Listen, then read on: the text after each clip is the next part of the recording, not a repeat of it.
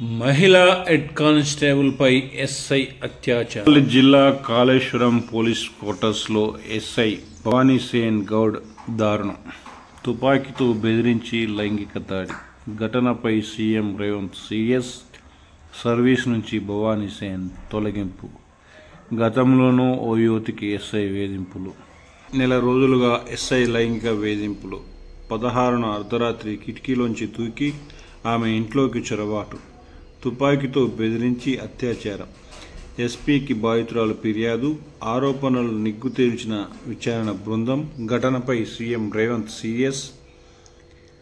లైంగిక వేధింపుల ఆరోపణలతో 2 ఏళ్ల క్రితం వేటుపడ్డ ఆ పోలీసు అధికారి బుద్ధి తెచ్చుకోలేదు. గతంలో పోలీసు ఉద్యోగానికి సిద్ధమవుతున్న ఓ యువతిపై లైంగిక వేధింపులకు పాల్పడి సస్పెండ్ అయిన పద్ధతి మార్చుకునే ఆ అధికారి కొన్నాళ్లుగా సహచర ఉద్యోగినిపైనే కన్నేశాడు. లైంగిక వేధింపులకు పాల్పడి చివరకు పోలీస్ క్వార్టర్స్లోనే ఆమె నివాసంలోకి చొరబడి తుపాకీతో బెదిరించి అత్యాచారానికి పాల్పడ్డాడు. వివాదాస్పద ఎస్ఐ భూపాలపల్లి జిల్లా మహాదేవ్పూర్ మండలం కాళేశ్వరం స్టేషన్లో పనిచేస్తున్న భవానీ సేన్ గౌడ్ నిర్వాకమే ఇది.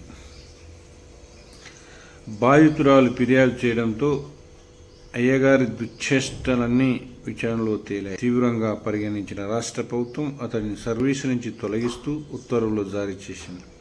2 ఏళ్ల క్రితం ఆసిఫాబాద్ జిల్లా రెబ్బన ఎస్ఐగా పనిచేస్తున్న రోజుల్లోనే భవానీ సేన్ గౌడ్ వార్తల్లో నిలిచాడు. అప్పట్లో పోలీస్ కానిస్టేబుల్ పరీక్షలకు సిద్ధమవుతున్న ఓ యువతికి చదువుకునేందుకు పుస్తకాలు ఇస్తానని మభ్యపెట్టి పోలీస్ స్టేషన్కి రప్పించుకుని లైంగిక వేధింపులకు పాల్పడ్డాడు. 2022 జూలై 12న జరిగిన ఈ ఘటనను ఓ పత్రిక ప్రముఖంగా ప్రచురించడంతో రాష్ట్ర వ్యాప్తంగా సంచలనమైంది. అప్పట్లో భవానీ సేన్ నిర్వాకం విచారణలో బయటపడడంతో అధికారులు అతన్ని సస్పెండ్ చేశారు. అయితే ఉన్నతాధికారులతో తనకున్న పరిచయాలతో 3 నెలల్లోనే అతడు పోస్టింగ్ సంపాదించుకున్నాడు. ఈ క్రమంలో భూపాలపల్లి జిల్లాకు బదిలీపై వచ్చి ఎస్పీకి అటాచ్డ్గా ఉన్నాడు. మళ్లీ పలుకుబడిని ఉపయోగించి కాళేశ్వరం స్టేషన్లో ఎస్ఐగా పోస్టింగ్ తెచ్చుకున్నాడు. అక్కడే పనిచేస్తున్న ఓ మహిళా హెడ్ కానిస్టేబుల్పై కన్నేసిన భవానీ సేన్ గౌడ్ నెల రోజులుగా ఆమెను లైంగికంగా వేధింపు చేస్తున్నాడు. పోలీస్ క్వార్టర్లోని వేర్వేరు అంతస్తులో ఎస్ఐ భవానీ సేన్ గౌడ్ మహిళా హెడ్ కానిస్టేబుల్ ఉంటున్నారు. బాధితురాలు ఫిర్యాదు ప్రకారం గత నెలలో బాధితురాలికి భవానీ సేన్ ఫోన్ చేశాడు. కాలు జారిపడ్డానని, గాయమైందని తన గదికి రావాలని చెప్పాడు. బాధితురాలు ఆయన గదికి వెళ్ళగా ఆమె పట్ల అభ్యంతరకరంగా ప్రవర్తించాడు. ఆందోళనకు గురైన బాధితురాలు అతన్ని తోసేసి తన గదిలోకి వెళ్ళిపోయింది. ఈ నెల 16న అర్ధరాత్రి 1 గంటకు క్వార్టర్లోని తన నివాసంలో మహిళా హెడ్ కానిస్టేబుల్ ఎదురుస్తుండగా భవానీ సేన్ కిటికీలోంచి దూరాడు.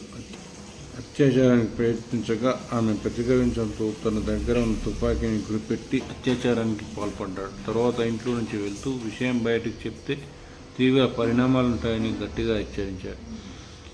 ఈ ఘటనపై బాధితురాలు ఎస్పీ కిరణ్ ఖేర్కు ఫిర్యాదు చేసింది. ఆయన బుధవారం భూపాలపల్లి డీఎస్పీ సంపత్రావు, కాటారం డీఎస్పీ రామ్మోహన్ రెడ్డిలతో విచారణ బృందాన్ని ఏర్పాటు చేశారు. వారు ఈ వ్యవహారాన్ని పూర్తిస్థాయిలో విచారించి ఆరోపణలు ఎదుర్కొన్న సదరు ఎస్ఐ ఆగడాలు వాస్తవమని తేల్చారు. స్థానిక సిబ్బంది వాంగ్మూలాలను కూడా రికార్డు చేసి భవానీ సేన్పై 449, 376, 2, 324, 506 సెక్షన్ల కింద కేసు నమోదు చేశారు. బాధితురాలిని భవానీ సేన్ను వైద్య పరీక్షల కోసం భూపాలపల్లి ఆసుపత్రికి తరలించే ప్రయత్నంలో ఉండగా అతడు పారిపోయేందుకు యత్నించాడు. భూపాలపల్లి పోలీసులు అతన్ని అదుపులోకి తీసుకున్నట్టు తెలిసింది. వైద్య పరీక్షలు చేయించిన అనంతరం భవానీ సేన్ గౌడ్ను ఘటనపై CM Revanth serious. Kaleshwaram police క్వార్టర్లో మహిళా హెడ్ కానిస్టేబుల్పై అత్యాచారం ఘటనపై ముఖ్యమంత్రి రేవంత్ రెడ్డి సీరియస్ అయ్యారు. ఎస్ఐ భవానీ సేన్ గౌడ్పై ఆరోపణలు వాస్తవం అని విచారణ బృందం తేల్చడంతో అతన్ని ఆర్టికల్ 311 ప్రకారం ఉద్యోగం నుంచి తొలగించాలని ఆదేశించారు. ఆ మేరకు భవానీ సేన్ విధుల నుంచి పూర్తిగా తొలగిస్తూ ప్రభుత్వం నుంచి ఉత్తర్వులు జారీ అయ్యాయి. పోలీసు శాఖకు మచ్చ తెచ్చేలా ప్రవర్తించి సిబ్బందిని ఇంత మాత్రం ఉపేక్షించేది లేదని, అవసరమైతే సర్వీస్ నుంచి డిస్మిస్ చేసేందుకు వెనుకాడబోమని డీజీపీ రవిగుప్తా హెచ్చరించారు. అధికారుల్లో ఇతని తీరు కారణంగా మొత్తంగా పోలీస్ శాఖకి చెడ్డ పేరు వచ్చే పరిస్థితి ఏర్పడుతుందన్నారు. సిబ్బంది పనితీరు, వ్యక్తిగత వ్యవహార శైలి ఎప్పటికప్పుడు పర్యవేక్షించాలని ఇప్పటికే అధికారులను ఆదేశించినట్లు చెప్పారు.